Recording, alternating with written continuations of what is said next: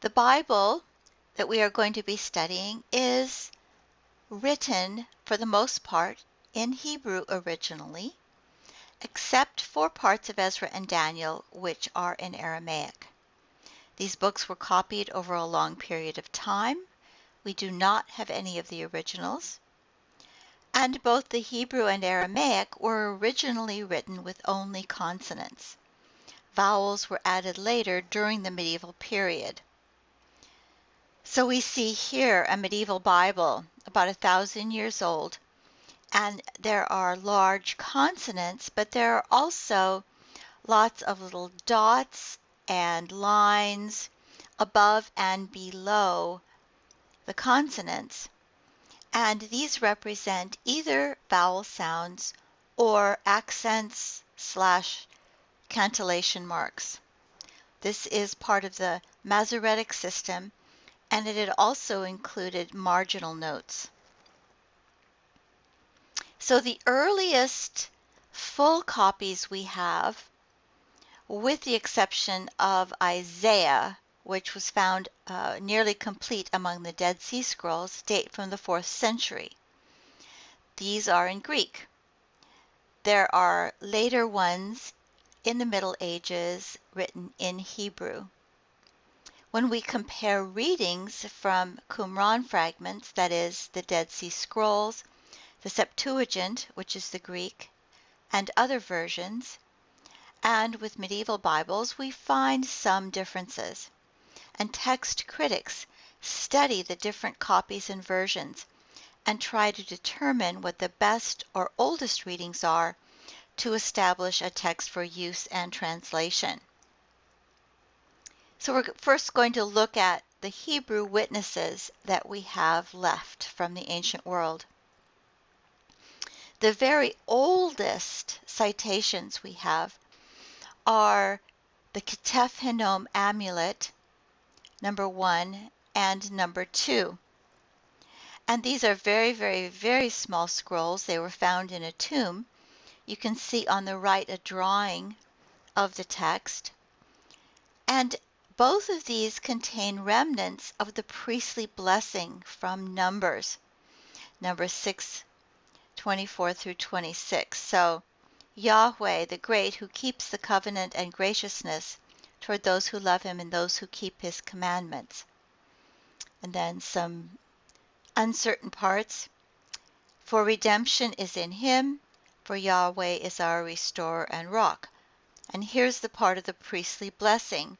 May Yahweh bless you, and may he keep you. May Yahweh make his face shine. This even smaller amulet also contains parts of it. So we see, starting in the 5th line, may Yahweh bless you, keep you.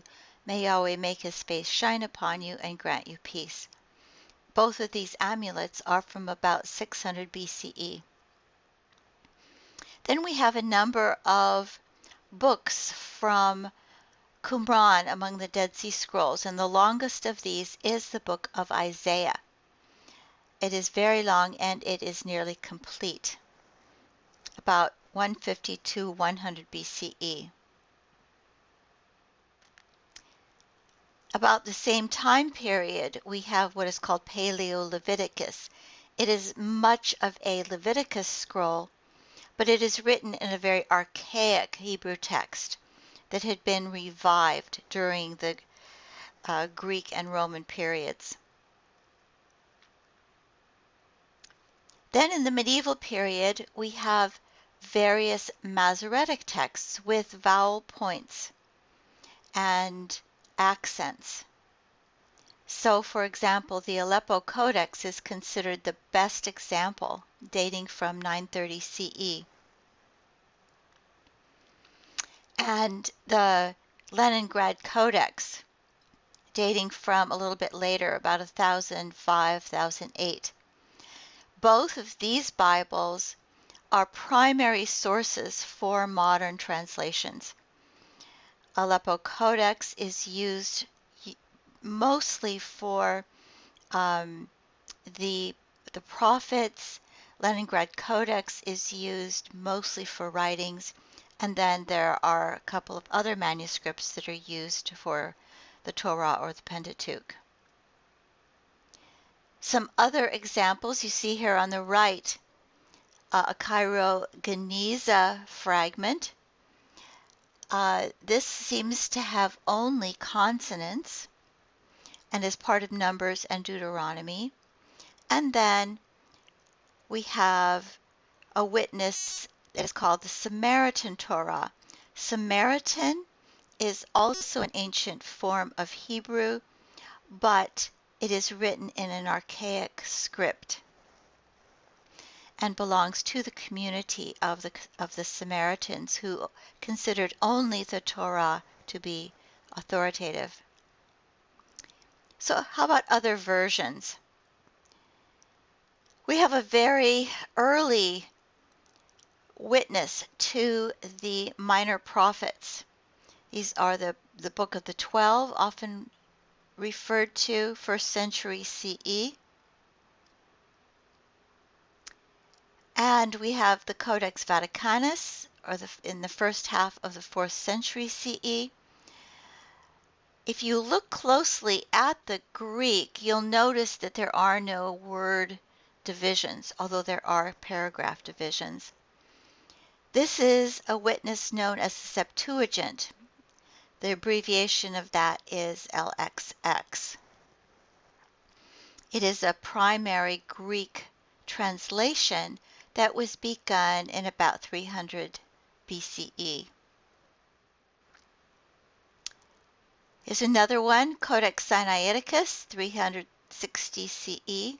Here's a passage from the Song of Songs. You can see how very beautiful it is. And this was in codex form.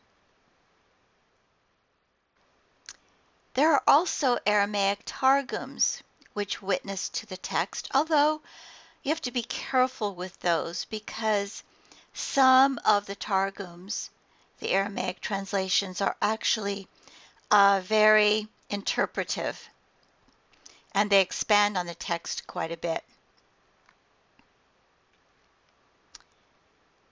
Another witness is Syriac, which is a late Eastern form of Aramaic used by the Syrian Orthodox Church. You also have Latin, very early Latin versions, both Old Latin and then the Latin Vulgate that was done by St. Jerome.